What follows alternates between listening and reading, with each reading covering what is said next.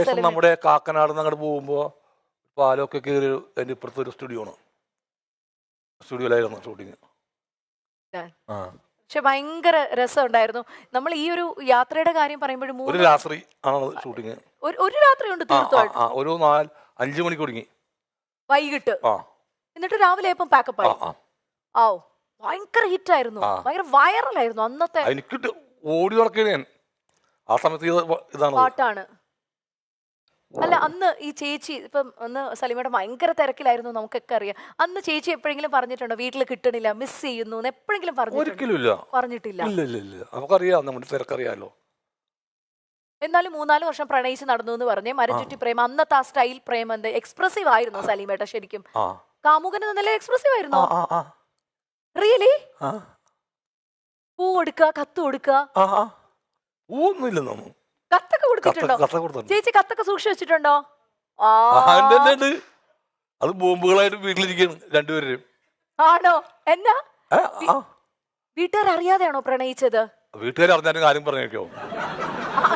അച്ഛൻ ഞാൻ പ്രണയിക്കാൻ പോവേണ്ടെന്നുകൊണ്ട് പോവോ? അതൊരു പിള്ളേരുടെ മനസ്സിൽ വികാരമല്ലേ? അല്ല ചേച്ചിനെ ലവ് അറ്റ് ഫസ്റ്റ് സൈറ്റ് ആയിരുന്നോ സലീമേട്ടന്? അല്ല, സംസാരിച്ചു മിണ്ടിയും പഴകി ഒരുപാട് സമയങ്ങൾ പിടിച്ചു. അപ്പൊ എപ്പോഴാണ് ഇത് സലീമേട്ടനാണോ ചേച്ചി തുറന്നു പറഞ്ഞത്?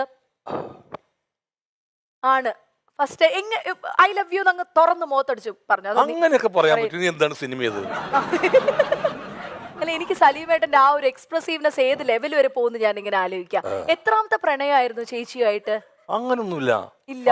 പ്രണയം എന്നുള്ള രീതിയിൽ ചേച്ചി ലക്ക് ഹെന്നാ മൈ എന്റെ നമ്മുടെയൊക്കെ എടുക്കണെങ്കിൽ 5-6 വീക്ക് കഴിഞ്ഞിട്ട് ഞങ്ങള് കല്യാണം കഴിക്കുന്നേ. പ്രണയം എന്ന രീതിയിൽ ആദ്യത്തെയാണ്. ആണ്. അല്ലാത്തതൊക്കെ തമാശ കളിയില്ലേ, അങ്ങനെയൊക്കെ ചെയ്തിട്ടുള്ളൂ. ഒരാളായിട്ട് ആത്മാർത്ഥമായിട്ടുള്ള ഒരു. എന്നാലും ചേച്ചിക്ക് ആദ്യമായിട്ട് മേടിച്ചു കൊടുത്ത ഗിഫ്റ്റ് ഏതായിരുന്നു സലീമേട്ടൻ? വാച്ചായിരിക്കുള്ളൂ. ഒരു ഓർമ്മ ചേച്ചി വാച്ചാണ്. ഇപ്പോഴും ചേച്ചി അത് സൂക്ഷിച്ചു വെച്ചിട്ടില്ലേ?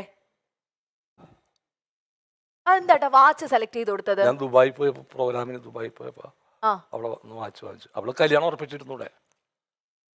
അങ്ങനെ വായിച്ചു. കല്യാണം ഉറപ്പിച്ചിട്ട് അച്ഛനമ്മമാർ അറിഞ്ഞപ്പോ എന്തെങ്കിലും യുദ്ധം അങ്ങനത്തെ പ്രശ്നം ഒന്നുമില്ല? അവളുടെ അച്ഛനമ്മയ്ക്ക് ലോട്ടറി അല്ലേ അടിച്ചേക്കണത്. അവര് യുദ്ധത്തിന് പോവോ? യുദ്ധത്തിന് പോവില്ല. കാരണം എന്താ പറഞ്ഞാല് സലീമേട്ടനെ പോലെ ഇത്രയും സുന്ദരനും സുമുഖനും സൽസ്വഭാവിയുമായിട്ടൊരു ചേച്ചി ഇല്ലാന്നൊക്കെ കാണിക്കുന്നു. ബ്രൂണോ സുൽത്താനെ പോലത്തെ ആളെ കിട്ടിയേക്കണത്. അപ്പൊ അമേരിക്ക യുദ്ധത്തിന് പോവോ? ഇല്ല. സിനിമയിലോട്ട് കേറിയിട്ടില്ലാന്ന്. അതിനെന്താണ്, കേറുമല്ലോ.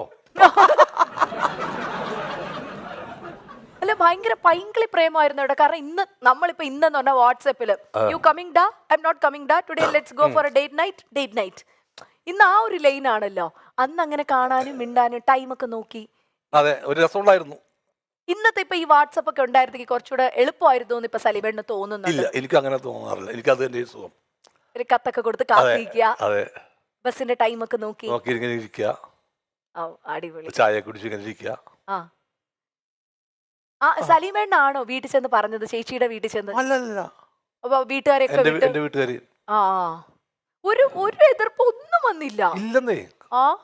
അടിപൊളി കേട്ടോ, വെരി സ്മൂത്ത് റിലേഷൻ. എന്നാ വേണോ ഇനി? പ്രണയിച്ച പെൺകുട്ടീനെ തന്നെ കല്യാണം കഴിക്കാൻ പറ്റുന്നത് അതൊരു വലിയ ഭാഗ്യമാണ്. കാരണം ഓർമ്മകളെ എങ്ങും നമ്മൾ ബാക്കി നിർത്തുന്നില്ല, നമ്മുടെ കൂടെ കൂട്ടിയാണ്. അതല്ലേ ഏറ്റവും വലുത്. പ്രണയിച്ച പെൺകുട്ടി വല്ലയിടത്തും പോയിരുന്നെങ്കിൽ നമ്മൾ അതൊരു ഓർമ്മയായിട്ട് കിടക്കുന്നതിനകത്ത്. എന്നെ സംബന്ധിച്ച് അതില്ല. അപ്പം ഏട്ടൻ ഇങ്ങനെ ഇഷ്ടമാണെന്ന് പറഞ്ഞപ്പോ തന്നെ ചേച്ചി ഓക്കെ പറഞ്ഞോ? പിന്നെ അല്ലാണ്ട് ഒരുപാട് പരിചയപ്പെട്ടു, ഒരുപാട് നാളുകൾക്ക് ശേഷം അവൾ മാനസികമായിട്ട് ഏകദേശം ഒന്നായി കഴിഞ്ഞിരുന്നു. ഈ പറഞ്ഞ പോലെ ചന്തു ഉണ്ടാവുന്നതിന് മുമ്പ് ആ പേര് പോലും മനസ്സിൽ. ദൂരം അടുപ്പുണ്ടായിരുന്നു. 2 പയ്യന്മാരാണ് നമുക്കറിയാം. എപ്പോഴെങ്കിലും ഒരു പെൺകുട്ടി വേണം, അങ്ങനെ പെൺകുട്ടി വേണമെന്ന് ആലോചിച്ചിട്ടല്ലോ പേരിട്ടത് ആർഷ. അപ്പൊ 2 പയ്യന്മാരായപ്പോ സലീമേട്ടന് തോന്നില്ല അയ്യോ എനിക്കൊരു പെൺകുട്ടി കൂടി ഇനി വേണം, അങ്ങനെയൊന്നും മുന്നോട്ട് ചിന്തിച്ചില്ല? അല്ല, അവള് പറഞ്ഞു പറ്റുള്ളൂ പറഞ്ഞതാണ്. അല്ലെങ്കിൽ ഞാനും റെഡി ആയിരുന്നു.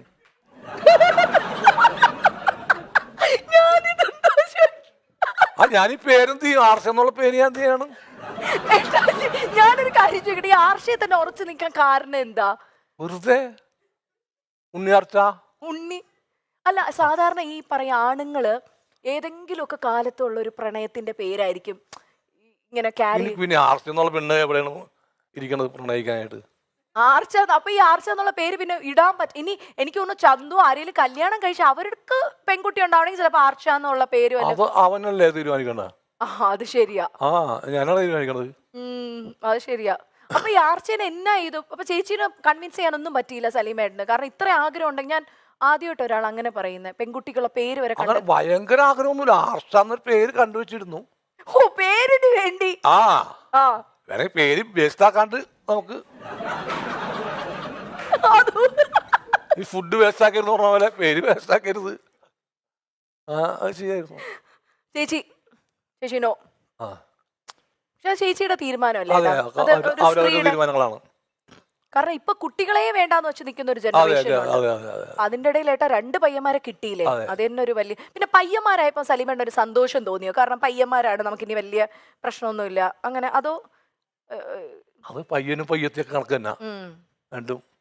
അപ്പോൾ എത്ര അച്ഛനമ്മമാർ 2 പെൺമക്കളുടെ ഒക്കെ അച്ഛനമ്മമാരൊക്കെ നല്ല രീതിയിൽ അവരെ കൊടുത്തു ജീവിച്ചു പോന്നു.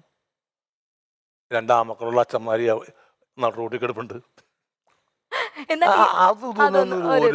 എന്നാൽ ഈ ആർച്ച എന്നുള്ള പേര് മാത്രമേ ഉണ്ടായിരുന്നുള്ളൂ? അതോ വേറെ ഏതെങ്കിലും 2 പെൺകുട്ടി? ഒന്നുമില്ല, ആർച്ച. അത് പൊളിച്ചു കേട്ടോ. പിന്നെ ഈ സമയത്തൊന്നും അറിഞ്ഞില്ല, പ്രസവിച്ചപ്പോഴാണ് മനസ്സിലാവുന്നത് ആൺകുട്ടിയാണ്, ചന്തു ആണ് വന്നേക്കുന്നത്. മുമ്പ് പറയും. അല്ല, ഇപ്പത്തെ സ്കാനിങ് ഒക്കെ ഇല്ലേ? സ്കാനിങ് ഇപ്പൊ ഇവിടെ കേരളത്തിലൊന്നും, അത് ഇന്ത്യയില് ജെൻഡർ വലിയ പാടാണ്, നടക്കില്ല.